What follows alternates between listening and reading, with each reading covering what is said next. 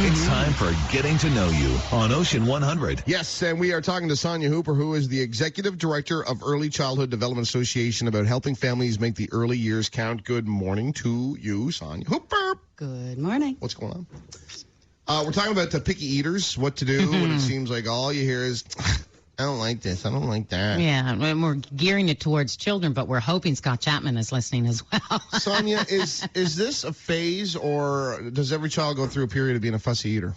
Absolutely. Every child goes through a phase. Although every child is unique, there are a couple of factors to consider. As children age, they're not growing at always the same rate, so they truly have periods of growth that they're just not as hungry as other times. And sometimes for other children, it's about the texture and the flavors of food. Toddlers have very sensitive taste buds. And what can families do now if they have a child who doesn't like the food that they serve? Well, first, don't take it personally. And remember, if you introduce a food today that wasn't a hit, it does not mean it won't be a hit tomorrow. Keep trying. Maybe it's the texture. Try cooking food in a variety of ways, maybe steamed or mashed. Pureeing vegetables is another way to get the nutritional value into foods, but masking the appearance. And older children, raw is always a good option, too. We had this conversation yesterday about parsnips. Mom used to try to hide them in my mashed potato. But what I used to do with the parsnip is I used to flick them on the floor so my kitty Cinderella would eat them. But we actually did have this conversation during supper yesterday at Kirk's mom's. Even the kitty wouldn't eat them, okay?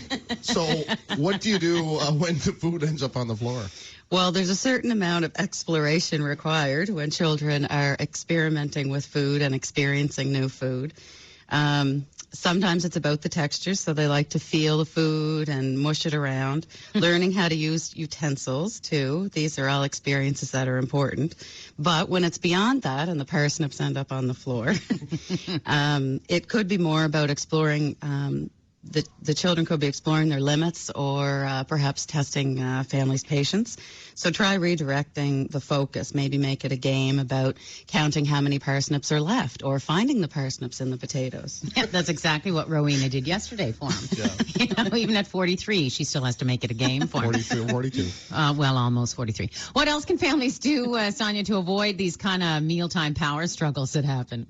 Providing a routine to meal times and being consistent with that is important. It lays a great foundation for successful meal times. Keeping it simple and fun helps as well. So using cookie cutters to cut out sandwiches into shapes, cutting carrots or potatoes into cubes one day, maybe making them look like French fries the next. Keeping it fresh. Dip is always fun. Yogurt, salad dressing. With older children, playing restaurant is a fun one as well. Making up a menu and maybe taking turns being the waitress and the customer makes it fun. And you could even add in some prices to your menu and add in some math fun as well. Awesome. Sonia, how can we get a hold of you for more information? You can always reach us at earlychildhooddevelopment.ca or follow us on Twitter at ECDAFPEI. Excellent. Thanks so much. Awesome. Thanks for coming in, and make sure you join us next week at this time, all about helping families make the early years count.